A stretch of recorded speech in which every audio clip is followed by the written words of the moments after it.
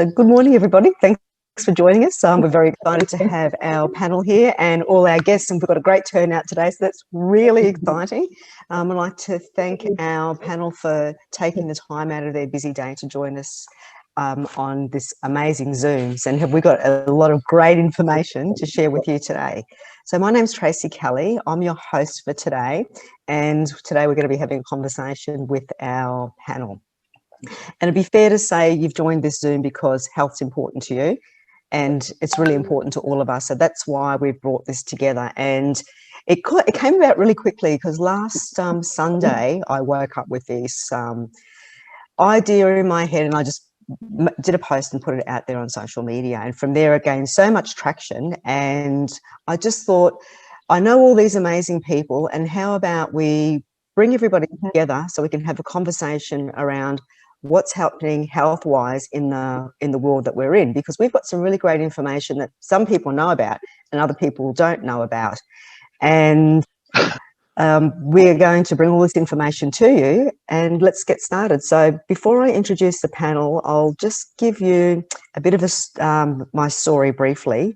I had a successful career in international travel and real estate, and then I went back to study when I became pregnant with my daughter, and I graduated with diplomas in professional counselling and clinical hypnosis. Then I went to university when my kids were really little, at the University of Queensland studying social work, but then I became ill with an autoimmune disease, rheumatoid arthritis, and that just floored me. So that put me out of action for quite some time. So 11 years later and 16 months now into clinical drug-free remission, I'm going back to uni to resume my studies. So that's really exciting. I can't wait to get back to that. And my area of expertise is working with parents, helping them develop parenting skills, and also helping them resolve any struggles that they might be going through. So look, I really believe that we need to heal the whole person.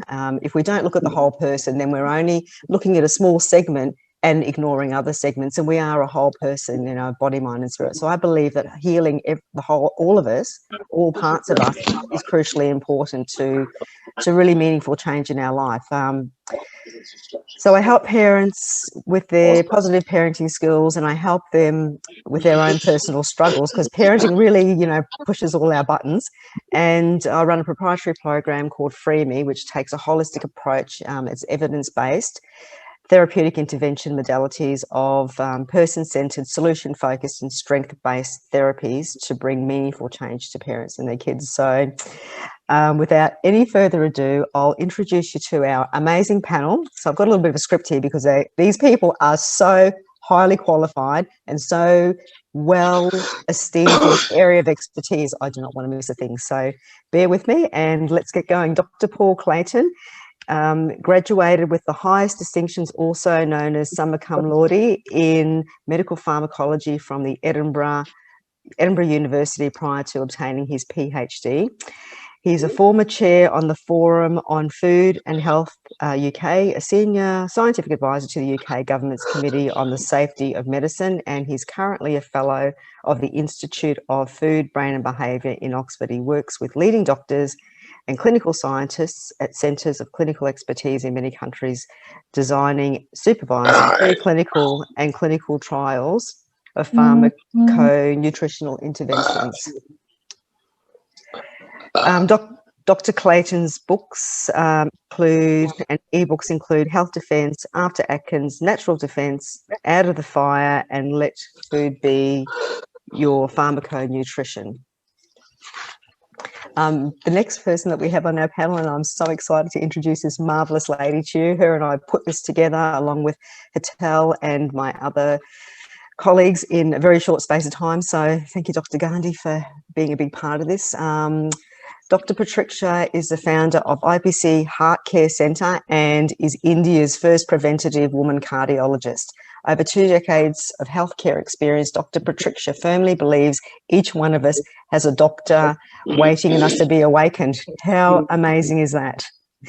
And she's trained in allopathic medicine MD, doctor from Mumbai in India, a gold medalist in public and hospital administration, and above all, a certified expert in preventative cardiology from American College of Preventative Cardiology. She's also a certified yoga teacher and is probably way more flexible than most of us. Following her passion of preventative cardiology, she founded Global Foundation for Preventative Cardiology in California to educate and empower 100 million hearts in this coming decade. 80% of heart attacks and surgeries are preventable. Dr. Pratiksha teaches happy, and we all love to be happy, right? A method which is hidden risk factor screening, attitude training, physical exercise, plant-based nutrition, yoga for the heart. It's a scientific evidence-based heart health program, which is never offered in sick care focused hospitals by conventional cardiologists for that matter. The success rate of her proprietary programs are more than 95%. So how amazing is that? Like really doing outstanding work to help us keep a good, healthy heart. Dr. Ian Strwford is our next esteemed guest. He's a clinical director, he's a full-time member of the British College of Aesthetic Medicine and a member of the Association of Surgeons and Primary Care. He has developed an excellent professional reputation as a trainer of other medical professionals and is a highly regarded key opinion leader within his industry. Through his experience over many years as a GP and a cosmetic doctor, Dr. Ian has found that most people are looking for an honest relationship with their doctor based on trust and the need to feel understood. And how important is that? Because I know when I go to the doctor, I want to know that I can trust the person that I'm talking to. So that's just so great, Ian. We love that. Dr. Strwford is passionate about and committed to the provision of safe and meticulous care of the highest quality to achieve the best outcomes for his patients. Dr. Strwford is regularly invited to speak and train at many national and international conferences. He writes articles, records informative videos, and is planning a book in the future. He's the owner of Skincare Excellence Clinics in the west and southwest of England. He has been providing highest quality, safest, non-surgical aesthetic treatments for over 11 years, taking a patient-centered holistic approach to enhance people's natural beauty and improve their well-being to help address the aging process, in addition to offering a range of health and well-being therapies. I'm sure, Ian, we're all going to be lining up for a bit of a nip in the tuck, and I'll be first there when the planes take off. And our final guest that we have on the panel is Mr. Scott Burgess. And Scott's been very instrumental too in helping pull this together. Scott held a senior management and director positions in property, franchising and pharmaceuticals, where he worked for Big Pharma, AstraZeneca, specialising in gastrointestinal and respiratory medicine. Scott discovered pharmaco-nutrition in the late 2090s while working as a business development director in his property sector. He's passionate about helping people have better health, as we all are, and he became a director of his business in July 2020. So what a great panel, full of just so much knowledge to share with us today. So welcome, Dr. Paul, Dr. Pratiksha, Dr. Ian and Scott. Thanks for joining us.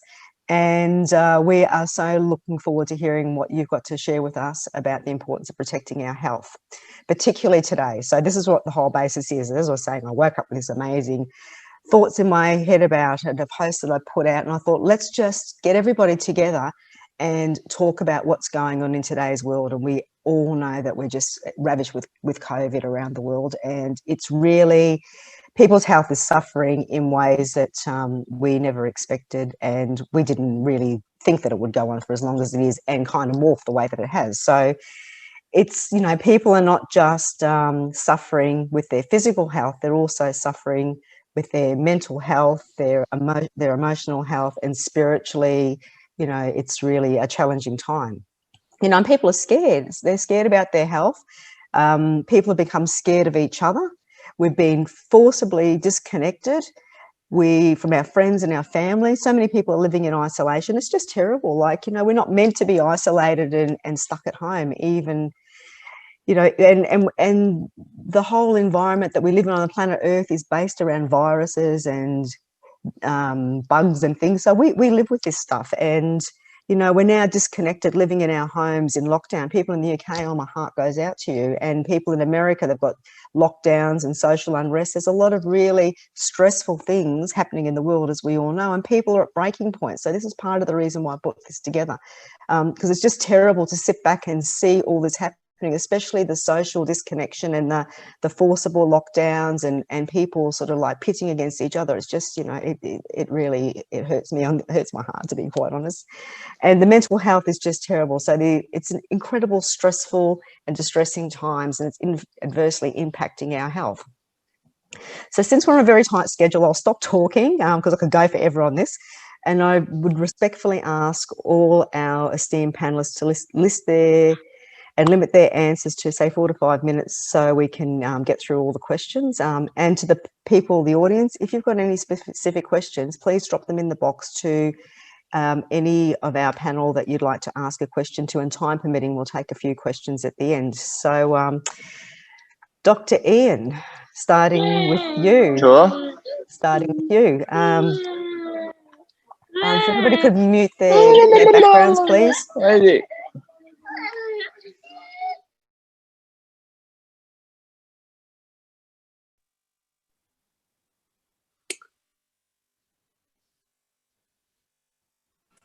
Yeah, sorry, Dr. Ian, can you unmute yourself? I'm unmuted now. Can you hear me okay? I think Tracie is still muted. Yep, we can hear you fine. Yeah. Okay, you can hear me now. Okay, Dr. Ian, what are the most common ailments you're seeing in general practice currently, which patients are presenting when they come and see you?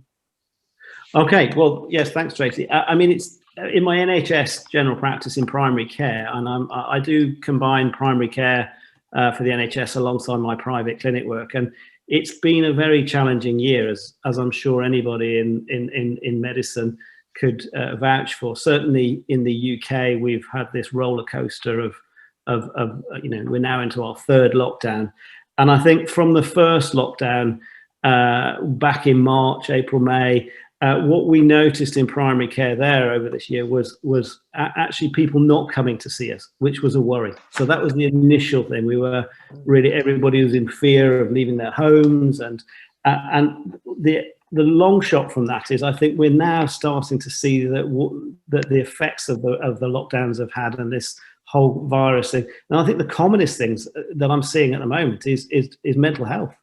Mental health is probably taking up over 50% of our work, and you know, not surprisingly, you know, chronic pain is another issue. So a lot of arthritic conditions, osteoarthritis, those sort of conditions. And again, I think because people are not, on the whole, been out of exercising or getting out and about in the same way, maybe having more time to themselves to dwell on things, and so pain issues, depression, anxiety, they are being the biggest things. I think one of the things that worries me, though, the most is that we are not seeing our chronic disease management patients. So our patients with hypertension, cardiovascular disease, diabetes, these sort of things, which I think we were really getting to grips with pre-COVID, certainly in our practices in the UK, have been sort of left by the wayside, really. And that really worries me, because I think when we come out of this later in the year, we're going to be picking up the pieces with a lot of metabolic and degenerative disease disorders. Well, that's interesting that you should say that, Dr. Ian, because I was just talking to a friend of mine a couple of days ago, and she's got some health issues that have been ongoing for quite some time, and she needs to go to the hospital and get that checked out. And here in Australia, we've been very fortunate compared to the UK and the US and other countries in the world. However, we've just come down out of a 3-day lockdown because the UK virus is doing a bit of a spread here, albeit very, you know, a small spread. But she needs to go and see her specialist, and to see the specialist, and her symptoms are quite parallel to the COVID symptoms. So for her to go and see her specialist, she has to have a COVID test, and she's not really keen to do that. She's like, well, why can't they just see me because they know I've got these symptoms? And she doesn't want to go to her specialist because she doesn't want to have the COVID test, and she doesn't want to have that on her record. So I fully, you know, it is concerning that people are not taking care of these problems that they do have, and having had rheumatoid arthritis in the past, I know how crucially important it is to have conditions managed in this particular environment. So it is very concerning, and you're right, the mental health situation throughout the world is just absolutely dire at the moment, and you know, there's going to be a lot of people are going to need a lot of help, and we just haven't even seen the light of the tunnel through this situation just yet. So thanks for sharing that with us, Ian. And my next question is to Scott. So Scott, I'll just highlight you here. Scott, can you tell us how big pharmaceutical companies address the health issues Dr. Ian just spoke about, and do they address any of the root causes? Somebody's timer. Hi, thanks very much, Tracie. First of all, thank you for inviting me to this illustrious panel of doctors this evening, and it's great to be here talking to you all. You quite rightly said I have a background from AstraZeneca, so in the world of pharmaceuticals, and I thought I'd give a little bit of a background just to the world of pharmaceuticals before I address the main question. So pharmaceuticals, really the meaning of that in essence is, if you go back in time, it's a drug or medicine, in fact poison, it's a special concoction, a witch's brew. If you look historically back, we have a series of different definitions of what it actually means. But in these modern days, pharmaceuticals is, you know, a drug or therapy for obviously treating patients with symptoms and illnesses. Now, as such, when I was working in AstraZeneca, as a business, the only way we can approach the market is, generally, certainly in the UK and lots of other parts of the world, we can't advertise generally to the general public, so we have to go via doctors and educate them and consultants in hospitals, etc. And obviously, a lot of that is now done online today rather than face-to-face as it used to be when I used to do it. Now, therefore, I was thinking about this. Patients are totally reliant on their relationship with their doctor, as Ian said, and he addressed the fact that many issues are not being seen at the moment, unfortunately, due to COVID. And many of these things go unnoticed in patients' lives for a long period of time because they lack knowledge, and they're very reliant on this relationship with their GP or consultant. Now, interestingly, 40% of pharmaceuticals are actually based on plant-derived bases, and the rest are very much synthetic derivations of what is found in nature. And they're very often patented, and therefore they are only available to certain marketplaces. And as those drugs are introduced to the marketplaces, then obviously they can be quite expensive and cost prohibitive because the companies are actually clawing back their incredibly enormous R&D costs. So the general effect of this is that, if you like, we are very reliant, as we said, on this relationship, and patients themselves don't know necessarily what's happening to them, and they can be in a state of subclinical disease, which can relate in a medical emergency such as a heart attack or disability, or worse, being death. And eventually, you know, they alternatively to that, they're going to present to their doctor with this symptoms that are going to need immediate intervention with pharmaceuticals, and very often that means they could be on pharmaceuticals for the rest of their lives. So it's basically a pill for an ill. So what I think is boiling down to is that the approach in the Western world particularly is very different to certain other places. I was talking to a doctor yesterday from Poland who explained that, you know, she'd never be offered a paracetamol for a headache as a child. She would be simply reliant on natural remedies which have been handed down from grandmother and to parent and obviously to child.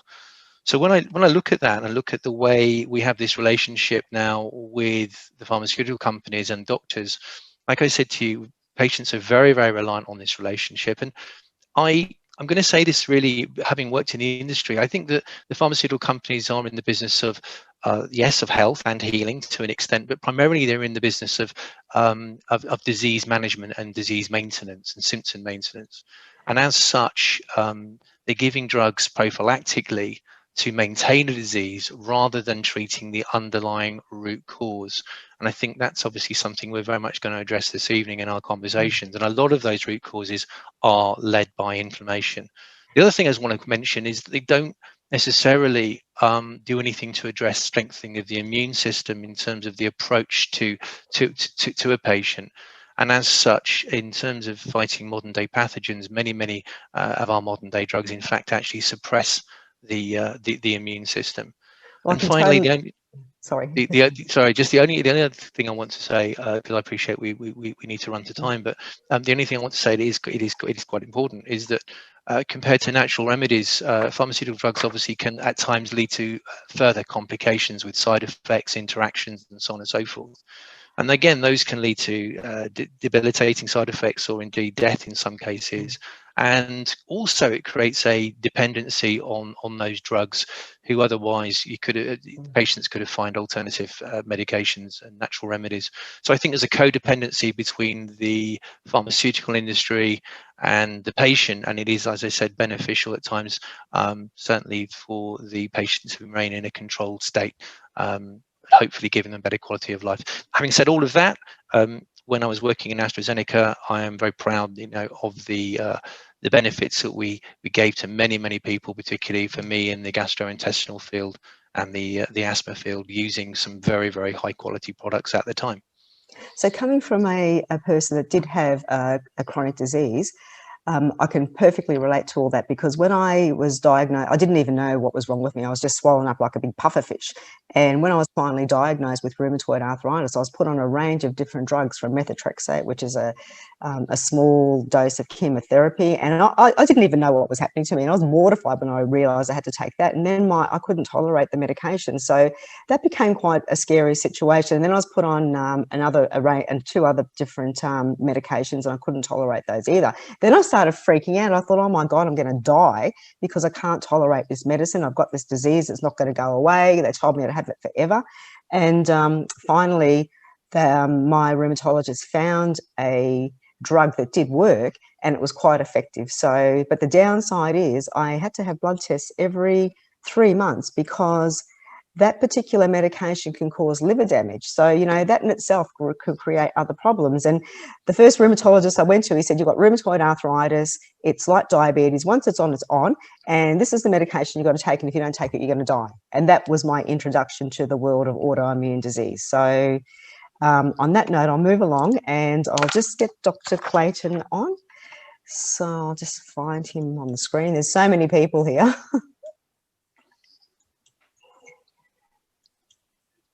Well, you can just ask me. I can hear you. Okay, I'll give you the question and then I'll find you. So thank you. Dr. Paul, thank you for coming on.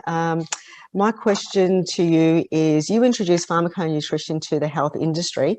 Can you give us a quick overview, maybe 4 to 5 minutes, on what pharmaco-nutrition is and how it better serves the health industry in comparison to what Scott's just talked about and what big pharma drugs have to offer?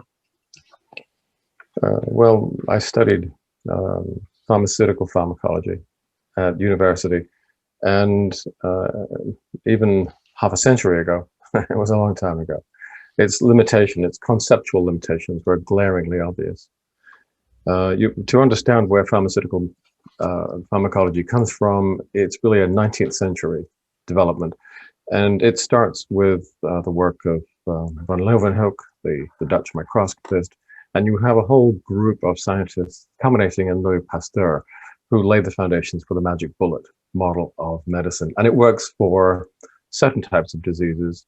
For example, bacterial infections. We have the antibiotics, which are curative, although not much anymore. But it is a completely misleading approach. It's a wrong approach when you're trying to deal with conditions which are not classically diseases, but syndromes. Parkinsonism, coronary artery disease, cancer, they have multiple different causes, many causes. And the idea that you can deal with them adequately using a magic bullet is laughable. And that's one reason why we've spent a century now developing huge portfolios of very expensive, very specific, highly toxic drugs. And in fact, modern medicine is now the 4th leading cause of death in the United States. And it's not far behind in Europe. It's really a very ineffective and a very dangerous type of approach to healthcare. All it does is manage symptoms. So with that in the background of my mind, I started looking at what used to be called natural pharmacology, the pharmacology of foods and food derivatives. Now, of course, that's intrinsically far safer. And that was part of the research. Coming in from left field was a study culminating in a bunch of scientific papers I published about nutrition in so-called blue zones. And in fact, I was instrumental in discovering one of those, in fact, the largest of all blue zones, which is an island not in space, but in time, and it is in fact England in the second half of the 19th century. And we published a great deal of papers about this particular area, and it turns out that they were almost immune to chronic degenerative disease. They lived as long as we do. They were healthier for far longer than we are. And they tended to live in great good health until very close to the end and then die quickly, mostly of infection. The doctors of the day were probably about as barbaric as the doctors of today are. And they couldn't do much for their patients. But one thing they were good at was pathological anatomy. So they were doing lots of autopsy work because, frankly, that was one of the few things that they could do with any level of professionalism. And we know what they found because they published their records. They wrote them up, not in Excel, but in leather-bound volumes. And I and my colleagues went over thousands of these, and we know that they could diagnose heart disease, heart attacks, cancer, dementia, all those sorts of things at the point of death, and they did so without prejudice. But in this population, those diseases were less, they occurred at about 10% of the rates that we see today. And really that was a huge push in the right direction, because then we started to look in more detail at what diet those people were eating that was so protective. And then we compared that and contrasted that with the diet that people eat today, which is extremely degraded. The huge problems that we have with diabetes, which now in its clinical condition or in its preclinical form, metabolic syndrome, affects almost half of all adults in the United States. And all the other chronic degenerative diseases, it's absolutely obvious, it's glaringly obvious that they're caused by our lifestyle and particularly our diet. We call them laughably diseases of civilization. What we have been able to do is to move on from there, and we've identified exactly what it is in the modern diet and lifestyle that causes these illnesses. And now for the first time, we're in a position to rectify those errors. We do that with some of the strategies that we've developed with Zinzino and one or two other companies. And we find that when we neutralize the damaging effects of the modern diet and lifestyle, in many cases, people who have these chronic degenerative diseases start to improve. They become less dependent on pharmaceutical management. And in the end, many of them become pharmaceutically independent. They are effectively cured. Now, I know the medical profession thinks that these types of diseases can't be cured. Well, they can't be if all you have is synthetic drugs, which only tinker at the margins. If you address the roots of these illnesses, they can be stabilized and they can indeed be cured. This is what we do, and those are the foundations of pharmaco-nutrition. And that's exactly what happened to me, Dr. Paul. I discovered pharmaco-nutrition myself about 3 years ago, or actually going into 4 years ago. And over that 3-year period, my body started to change, and I felt like I didn't need the medication. As you know, I'd go to bed at night and I'd wake up in the morning and think, oh, I didn't take my medication, because I was feeling better. So slowly over that 3-year period, my body healed itself. It was amazing. I couldn't believe it, but I was dead set determined that I would find a way to become part of that 5% of people that go into clinical remission from rheumatoid arthritis. And I was told pretty much straight out I would have no hope of achieving that because my condition was so severe at the time. And, you know, now I'm 16 months into drug-free clinical remission. So pharmaco-nutrition works, and given the body's the right state with good mental health, good exercise, anything's possible. Like, we don't make claims that we can cure things, but absolutely it is possible, because I am living proof that this does work. So I personally am so grateful to pharmaco-nutrition, because the prevention is way, way better than the cure and the drugs and the stress and the disruption to life. Like 11 years, I can finally go back to university. So that's just fabulous. So moving right along, because this is not about me, this is about sharing all the information. Dr. Pratiksha, we've got a question for you. Thank you for joining us today and waiting so patiently. What's the scientific reason for a person who is normally healthy to take omegas? Could you just give us a 3 to 4 minute overview on your what you think about that? Thank you, Tracie, for hosting all this, and it's great to be with Dr. Paul, Dr. Ian, and Dr. Scott. So I first of all want to congratulate you, because I really liked what you said about pharmaco-nutrition, and you gave your testimonial. And that is what I have witnessed in my practice too, because my goal is basically to help people avoid medications or reduce medications. As Scott has rightly said, that in pharmaceuticals, though there are results and benefits, but there are a lot of side effects. So one of the things which excites me here is a test-based nutrition. And like when we talk about why you want to take omegas for a normal person, because like I'm in prevention, and to share you honestly, that is the toughest field, because people are actually like, on one side we always blame that, oh, the traditional care is a sick care and sick care and everything. So we don't basically, when I'm talking of prevention, people are just waiting to the last minute to come with me with chest pain. Okay, so I have a different side of the story. So I'm happy with this moment that we are all focusing on prevention and positivity, and this is changing throughout the world. So one thing which we have to now take into consideration is that how we eat food, which is so essential to us, because we need nutrition, energy, carbohydrates, proteins, fats. So omegas are actually essential fatty acids. That is something which your body cannot build from the scratch. And that's the reason we need to take omegas. And in fact, in US, the federal government, the American Heart Association has made a recommendation that there should be like there are two types of omegas, from the marine and from the plants. So the recommendation is to at least have 2 servings of fish once a week. And what we are doing here, the test-based nutrition, is something which is exciting, because to be honest, doctors don't screen for it. Like in our entire practice, like in the cardiology practice, wherever we are, I've never seen anybody screening for omega. And what Dr. Paul has brought on here, that evidence-based pharmaco-nutrition, is really amazing. And I think it is a gift to everyone, because this approach is completely lacking in the traditional care. Omegas basically are essential for the cell membranes. They are a part of the cell membrane. They have a very important role to play in the heart, in the brain, in the immune function. It has also role to play in the endocrines and in the lungs. So essentially, omegas are very much required. Either we have to take it through the food or as a form of supplement. So I'm sure, Tracie, the panel will be discussing more about how to take it, and that's what it is. It's very important. And that's so true, because, Dr. Pratiksha, nobody told me how critically important omegas are. Not before I fell pregnant with my kids, not during pregnancy, not after, nowhere in my entire life. And I'm 57, so I'm happy to share that with everybody. No one has told me in my whole entire life how important omegas are. And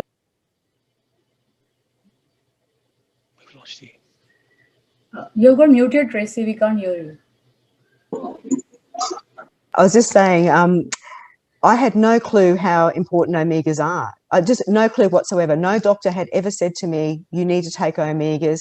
I didn't know leading up to getting pregnant how crucially important it is to have omegas. I didn't know, especially in pregnancy in the 3rd trimester, that omegas are so important, and the baby takes the omegas from your brain. I would have had no omega, because I ate hardly any fish back then. So it's just, it's scary to know that this is such an essential thing that we need for our bodies to be healthy, for our brain, our heart, and our immune system. And I'm sure that for me personally, I suffered a lot of stress, and I know that stress was the trigger to the autoimmune problem. But had my cells been healthy, maybe I could have, I just didn't know. It's information that people don't know, and it's really critically important we get that information out. So thanks for sharing that with us. So moving on back to Dr. Paul. Can you elaborate on the products that are pharmacally, so I'm having trouble getting this out. Start again. So can you please elaborate on the products that are pharmaco-nutritionally designed around test-based nutrition, which people should consume for optimum health?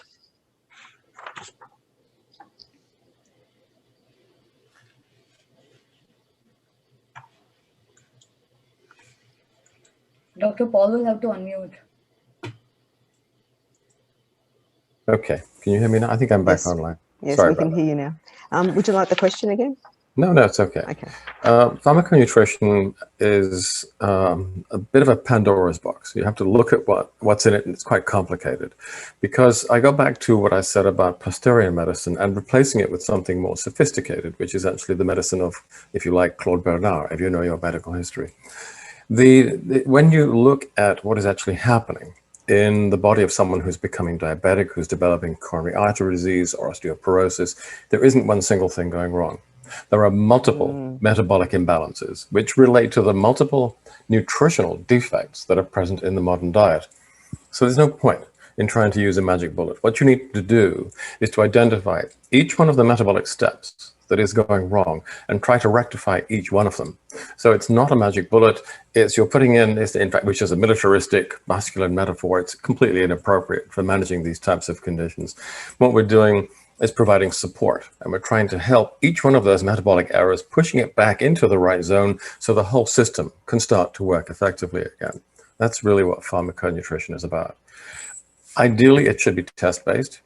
I don't want anybody to take a pill, whether it's synthetic or natural, just because it's me saying it. I think it's very important to be able to, first of all, check for yourself whether you actually need this, and then monitor the effect so that you can see the needle changing, the needle moving as your symptoms start to improve. So we have one omega-3 product, but I don't really want to talk about omega-3s because they're a waste of time. The Cochrane collaboration has published 20 or more meta-analyses showing that omega-3s don't work. They don't work unless they're present with lipophile polyphenols, and this has all been published. So let's get away from the idea of commercial fish oils. They're mostly junk. If you look at something like cell membrane lipid profile levels, and that is the only way you can see, you can get a deep insight into what these omegas are doing in the tissues. It's not enough to get them into the blood.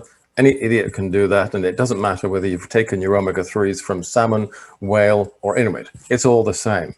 You need to get it from the blood into your cell membranes, and that is called secondary bioavailability or bioefficacy. And in order to do that, you need the lipophile polyphenols there. Once you do that, you can demonstrate using dried blood spot tests that over a period of time, typically 3 to 4 months, that the lipid profiles in your cell membranes change. The 6:3 ratio changes.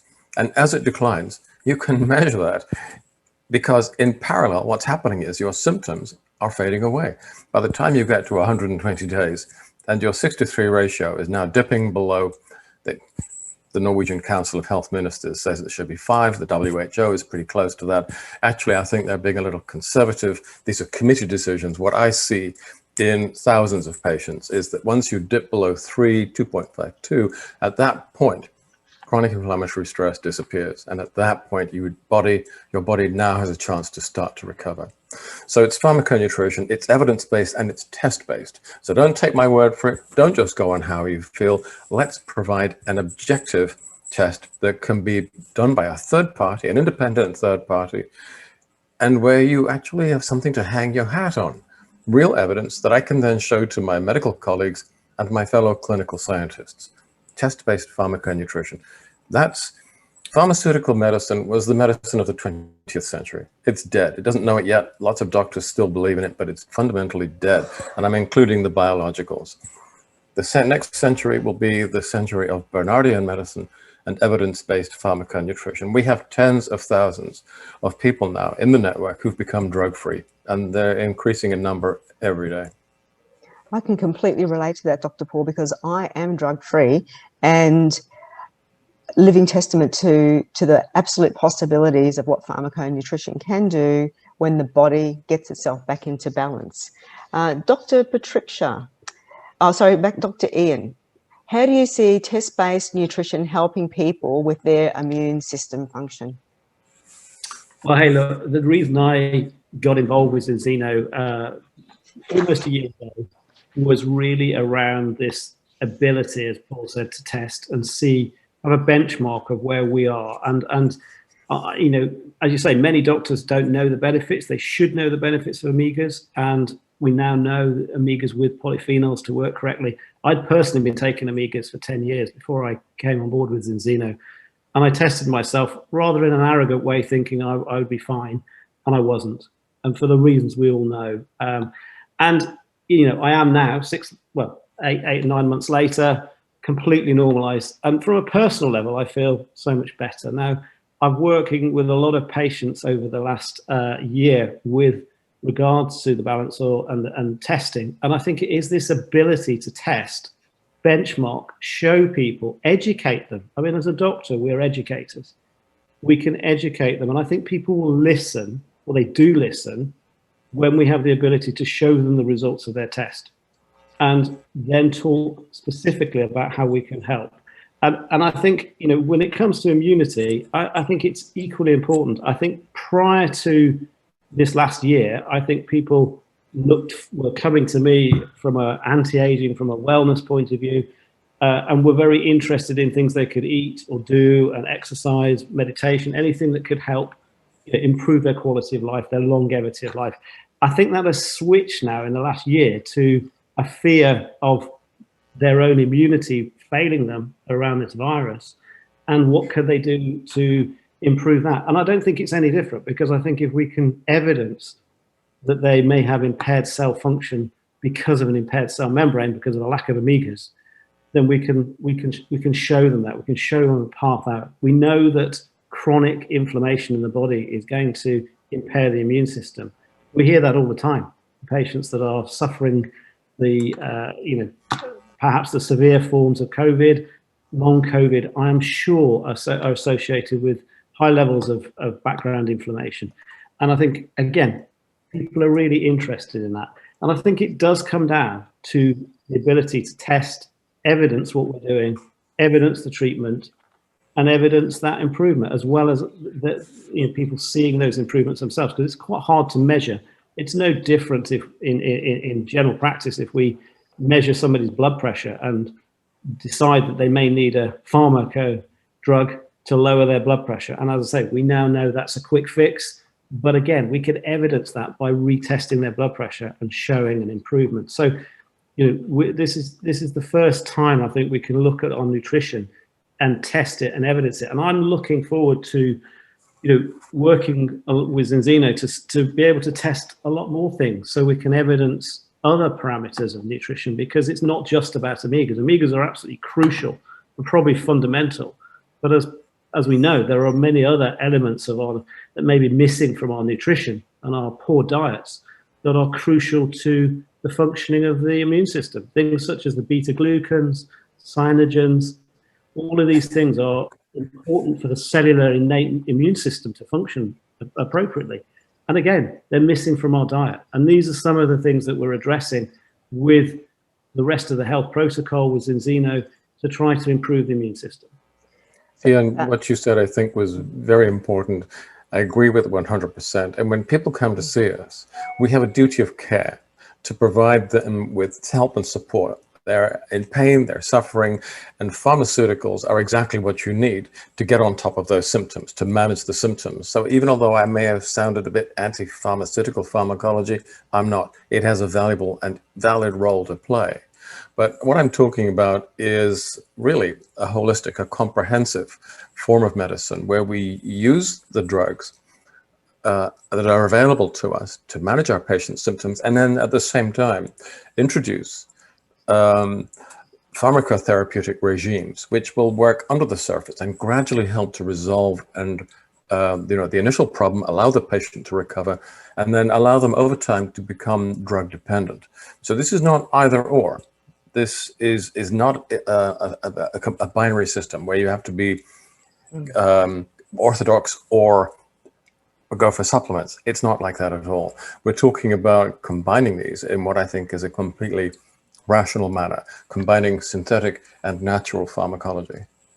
That's absolutely crucially important. And I'd like to ask Scott a question, because he came from Big Pharma and he's seen the drugs that Big Pharma give us, and patients like I used to be with rheumatoid arthritis. So Scott, you came across pharmaco-nutrition. So how do you find the test-based nutrition in comparison to, how do you see that working better for people in comparison to the Band-Aids that the Big Pharma give us? That's a great question, Tracie. I absolutely love it. I think it's imperative. It's we lead with the test, and of course with the test you need to have hand-in-hand best-in-class products, which we've got. And I'll just speak, if I may, briefly about my own personal experience on the test. I like Ian, Dr. Strwford, came in quite confidently, thinking that although I wasn't taking an omega-3 supplement, I was thinking my diet would be enough to have kept me in a good state of balance. Now, as Dr. Clayton referred to, whether you're aiming for 5-to-1, 4-to-1, or 3-to-1, I was way out. I was 25.8-to-1, which I don't mind saying, which was horrifying for a reasonably fit 53-year-old guy taking this test. And I literally discussed that with my own doctor at the time, and I said, "What does this mean?" And he said, "It's precursors," and that's all he used. He just, in terms of just generic sort of term, he said precursors. I said, "Precursors to what?" He said, "Disease." So I looked at this in a very serious way. Obviously, this is why I became both a customer and a partner of Zinzino, and I had many stories in relation to the way we've been helping people. But just sticking to a point about the test literally allows us to take somebody by the hand, test them like me, show them where they are deficient in their fatty acid profiling, and then we can put them onto our balance oil, which Paul obviously very eloquently explained is far more than an omega-3 supplement. It is is this incredible combination of polyphenols, omega-3s, vitamin D3 and vitamin E to actually move them from this imbalanced position to a balanced position in literally 120 days, which is what happened to me. I moved from 25.8-to-1 to 3.3-to-1, and my omega-3 index moved dramatically to nearly perfect. And I think without question, that proof defeats any doubt that I may have had, and that my customers, clients, or patients, depending on what capacity you're working in this business, it is indelible evidence that you can no longer base your assumptions on guessing. We need to now have definitive proof that something is working for us. And I think something really important also is we've gathered 600,000 tests, and say we have an independent laboratory called V-Test Labs who are based in the University of Oslo.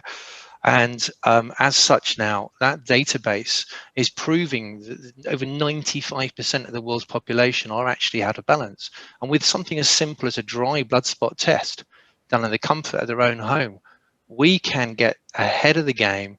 We can get them tested. We can test their 6:3 ratio, their omega-3 index, their cellular membrane protection value, their cell membrane fluidity, and their mental strength, and their arachidonic acid, which is one of the omega-6s. And we can show them that they're in this preemptive state, this precursor state of potential chronic degenerative inflammatory disease. And the other thing that I love is that the jargon goes out of the window, and Paul and Dr. Strwford, and I'm sure Dr. Gandhi will identify with this, is that because of the nature of this personalization that we're giving them through the test, and this approach where we can explain to them what this jargon and data looks like, can actually put it into layman's terms. It means that what could be incomprehensible data that may have been delivered to them through maybe a clinician or a doctor, we're able to explain it to them to the nth degree if necessary, and then show them the improvements in their health, which is not only exciting for them, but they can then go on to share that with other people, and it empowers them, which is what I love about this business, which is this idea of empowering public health, giving people back their access to sorry, somebody just needs to mute their microphone. That's lovely. To empower them to take charge, take control of their own health and well-being, and like I said, to be able to share that with other loved ones, friends, relatives, and whoever else they may wish to share it with. And finally, all I'd say on it is, as Ian touched on this and Dr. Clayton, it's such an exciting future for test-led pharmaco-nutrition, because the boundary is almost limitless in terms of there are hundreds of biomarkers in the body that can be tested. When we look at the evolution and development of testing, be it gut microbiome testing or any other form of testing, we simply have got a future where, like I say, we can take control of our own destiny in a way that we haven't been able to previously. Thanks, Scott, and absolutely fantastic about the test. So when the test came across my path, I was already in clinical drug-free remission, and I was really keen to test the product that I had been taking. So I got the hold of the test and I did the test, and I was expecting to be in the green zone, right? Because I've gone from a chronic inflammation disease that I was told I would never be cured from. I've become drug-free, in drug-free remission, and had been there for quite some time. So I did the test and I came back at 9.9 to 1. I was inside the red zone. I was still in the danger zone. To be quite honest, I was mortified.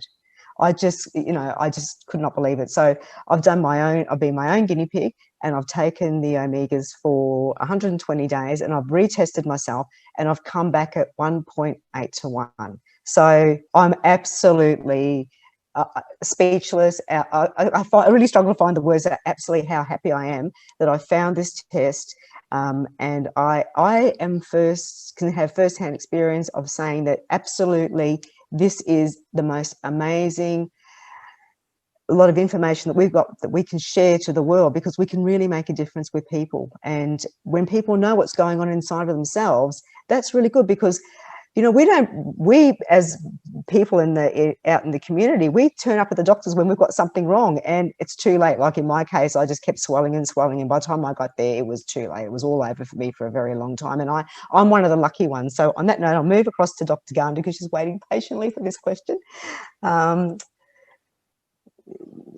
Dr. Pratiksha, you talked about omegas for the human body. Can you give us a brief overview in 4 to 5 minutes about how omegas specifically help our heart and the other, our brain and our immune function, and particularly our heart?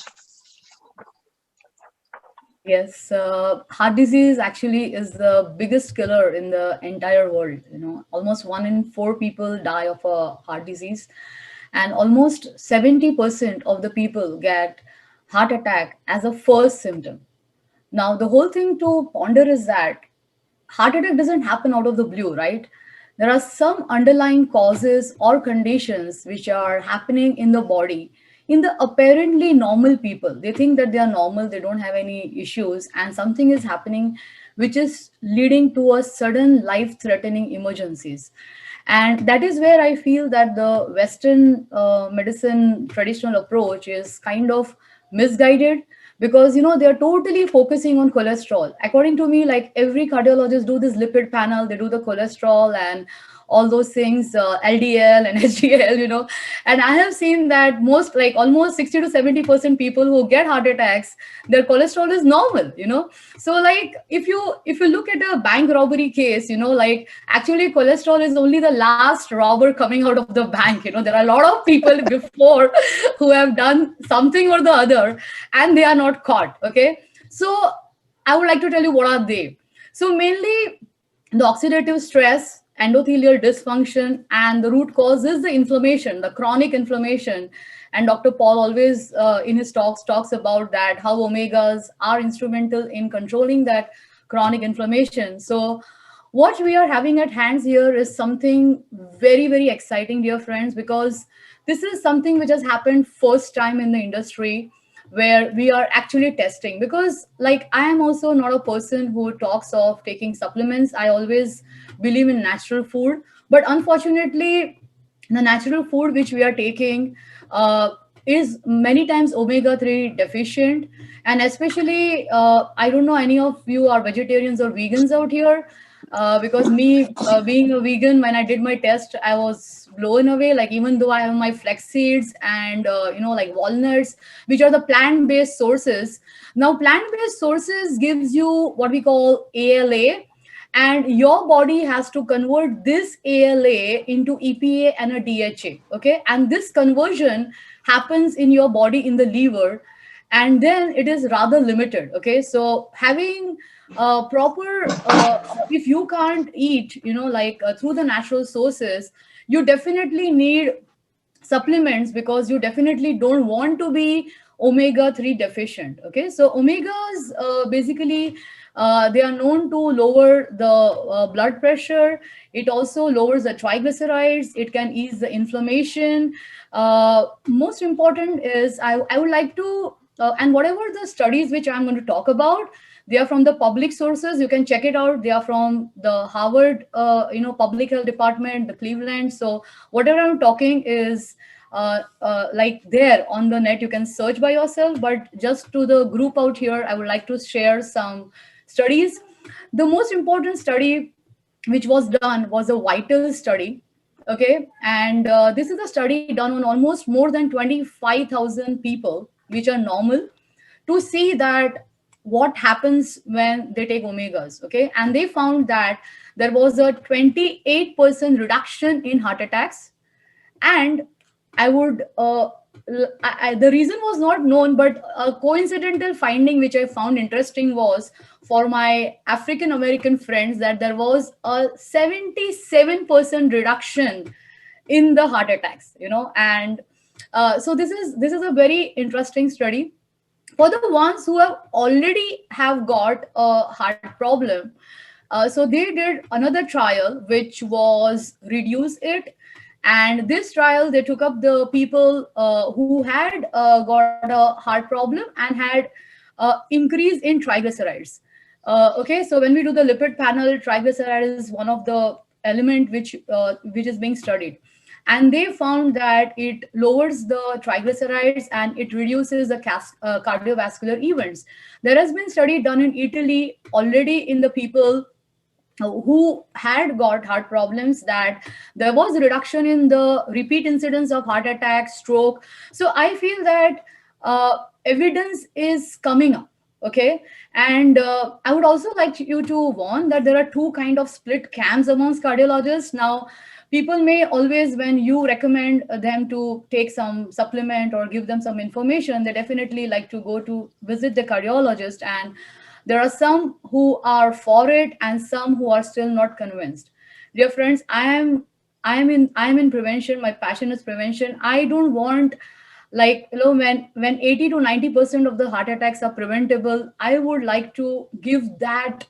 I feel it's my moral responsibility to share this knowledge with each and every one, because there has been like 500,000 people, okay, are dying of arrhythmias. Okay, how about that in US? 500,000. And omegas are helpful in actually regulating the heartbeat. So it is also helpful in reducing this incidence of sudden death. So I just don't, I feel that, and when you are taking natural omegas, there is nothing to lose. There is no harm, So what I feel is that all of you out here, we have a kind of a moral responsibility. Why I love what is being done here is because it is an evidence-based, test-based nutrition. I have never found any company that if the report comes normal, to refund the money. I mean, this is the highest form of ethics I can ever see. I've never seen that. Come on, you guys, when you get a normal lab report of cholesterol, you don't get rewarded. Nobody gives you back, right? So this is something amazing which this company does. And I find it so good for the patients. And then it is evidence-based. See, look, don't go for, yes, all these trials are done by, they take their own time. But I feel that we have to take charge of our personal health. Every one of us have to take charge of reduction of risk for our own selves and our family and our near and dear ones. So what is like, if you have a test based where you can measure yourself before, take the product for 120 days and measure yourself again, you have the proof in the pudding. And if it doesn't work for you, it doesn't happen, because almost the way amazingly Dr. Paul has put in so much of efforts in researching and putting up this product, that it gives 95% results. And as I told that I am very much result oriented. Like in my practice, I am preventing and reversing heart disease. I've done more than 100,000 cases in more than 15 centers, and last 25 years, I have consistently kept that rate of having more than 95% success rate. And the reason I'm here is because I have seen that success over here.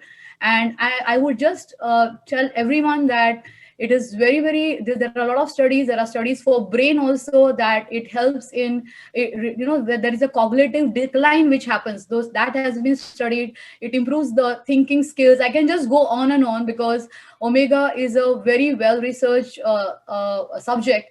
So I am seeing that there is nothing to lose and everything to gain when you are taking omegas in your diet or supplementation, whatever way. What my center point is that as a preventive cardiologist, you should be taking omegas, whatever source it may be. It has to be pure, it has to be good, and your reports have to be normal. You have to be in balance, period. And there is evidence for all this. Okay.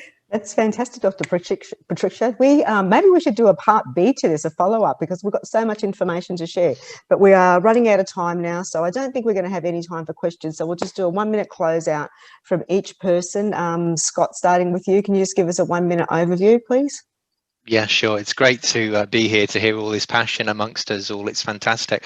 As an overview, I'm just thinking about what I said about being 25.8 to 1 and presenting to my doctor at the time and asking him what this actually meant in real terms. And he said they're precursors to disease. And I think back and think, well, what could have been done about that through conventional pharmaceutical medicine? Well, very little, because I don't know what the advice would be other than, stop drinking alcohol, stop taking caffeine, reduce your sugars, reduce your salts, go for a long walk every day and in green open space, which is hard to do in the UK in the middle of winter. My point is that, just in a nutshell, with test-based nutrition, proven all natural nutrition, I can prove to myself, prove to my clients, patients, customers, that their body is depleted in specific areas in terms of their fatty acid profiling, and then we can show them what that depletion looks like, and by putting repleting their diet in this wonderful bottle of balanced oil and other products that we have, we can return their health back to them in a period of 4 to 6 months to begin with, sometimes longer for some people. But we can start this process and we can stop this premature inflammation, as we call it, is premature aging, and reduce the opportunity for this degeneration to happen. Finally, the protocol covers everything. I think we've got this the balanced oil supporting the healthy heart, brain and immune function. We've got xenobiotic, which in itself complements that by reaching to the large colon and helping with maintaining cholesterol levels, amongst many other things. And finally, we've got Extend, which is far more than any form of multivitamin I've ever seen. It's a multivitamin combined with an immune support system, and it really helps support your innate immune system. So finally, the 3 things: omega-3s, polyphenols, beta-glucans, that combination can help return us to, as Dr. Clayton referred to, a blue zone diet, which we could relate to the Mediterranean diet, or indeed the diet of the mid-Victorians, which Dr. Clayton discovered. And all I can say is, what more do you want than that? It's absolutely fantastic. Thank you. And Dr. Ian, if you could just give us a 1-minute closeout, please. Okay, well, as I said, I think it really is, we are at the forefront now with this test-based nutrition around the essential fatty acids and omega specifically. I think what I would like to see is it becoming much more mainstream. I'm sad to say, as a medical professional, I don't think many of my colleagues have even thought about this, let alone buy into it, really. And I think, it's sad that it's come through a company such as Enzino that have to bring this to the market. And I think this is where big pharma need to step up as well. Research needs to be done in our countries that actually shows the evidence is these. They need to be investing in research. I think we now have the biggest test database, which is incredible, really. And I think I would like to see this. I find it quite sad that, my patients that come through my private clinics are able to tap into this and are very interested, and a significant number have joined up. But I'm not allowed to even mention it in my NHS practice, okay? Because and we're not allowed to go out and say that these products can, and these tests can help with diseases, to reduce inflammation, because they're not classed as medical products, they're classed as nutrition support. And I think for me, the message going forward is education. I think all of us doctors that are involved with this need to really get that message out to other doctors. And I think, you know, it should be the medical profession leading the way with this. We're the ones that are interacting with our patients on a regular basis. And I think then it would get much more credibility. And Dr. Pratiksha, can you give us a 1 minute closeout, please? Yeah, sure. What I want to share is that first and foremost, we have to be convinced ourselves. As I told you, everything begins with us. So each one of you out here, I think you just see your baseline results. There are some amazing people out here who have already done it. The ones who have not done it, please go ahead and test yourself. That's the first thing which I would say. And experience it for yourself. I think that's the best thing which is there, because then the conviction will come up. So I always believe that, and that's the reason why, like you are saying, Tracie, Dr. Ian, you know, Scott, Dr. Paul, because, you know, all of us have been like seen the results, you know, and that is giving us so much of conviction that, you know, we can write it in blood. We can, even if you like wake us up midnight, we can talk about it, you know, because when you are convinced and, you know, like it is like, you know, it just vibrationally flows to other people. So second thing is that there are a lot of controversial studies on the internet.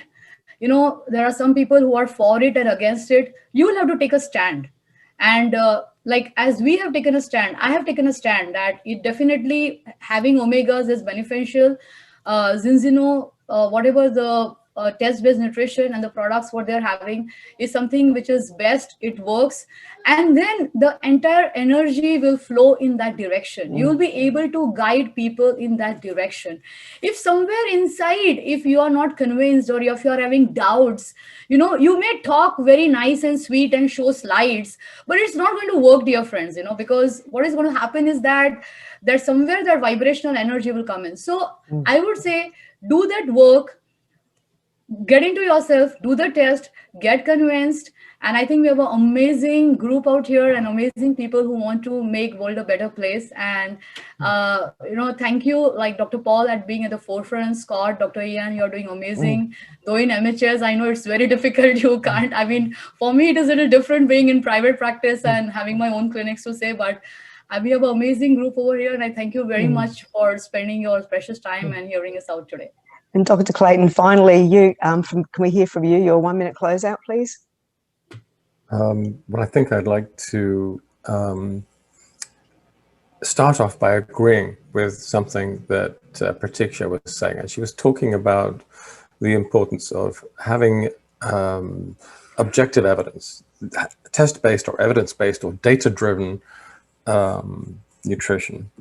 And this is a principle that I intend to drive through everything else that we do at Xeno. And so to that end, with Xenobiotic, which is a way of restructuring the microbiome, I've helped to develop a test for that, which we now know works in the lab. We're developing that in a way that can be automated and made very inexpensive.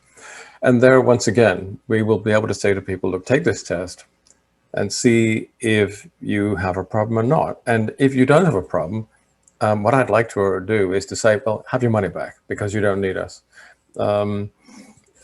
That's something I'm going to have to persuade the board of Xeno to go along with. But really, that's where I want to be. If people are already living a healthy lifestyle and they come to us and they go to the trouble of doing a test like this, and it turns out that they don't have a problem, I'm going to be the first to shake their hand and say, well done, you're doing all the right things. You don't need us at all. And I think we need to develop partnerships as much as possible, because when I look around, when I look at the state of public health today, it is so awful. It's a kind of a slow motion Holocaust. So many people are dying before their time. And this has been unequivocally attributed to the appalling ultra-processed diet that we eat today. I'm all in favor of going back to eating real foods, unprocessed foods. Again, I think Pratiksha and I are pretty much in line on that. But the problem is that when you go to the stores, we're time poor, we're surrounded by all these ultra-processed food which are being pushed on us in every direction. They're cheap, they're convenient, and they're designed to be addictive. So too many of us end up eating too many of them, and we suffer as a result. Most people are being chronically intoxicated. if everybody ate a healthy diet, they wouldn't need us. But that's not how it is. All we're doing with our pharmaco-nutritional tools is putting things right again. That's all. Thank you, Dr. Clayton. Thank you, Dr. Pratiksha. Thank you, Scott.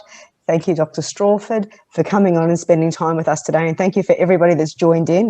What a fantastic lot of information that we've got now. So if you could just go back to the person who invited you on the call, and they can help you find out if you are in the red zone, which is a place that nobody wants to be. They can help you get your test done and get you on the right products to get your health back into balance.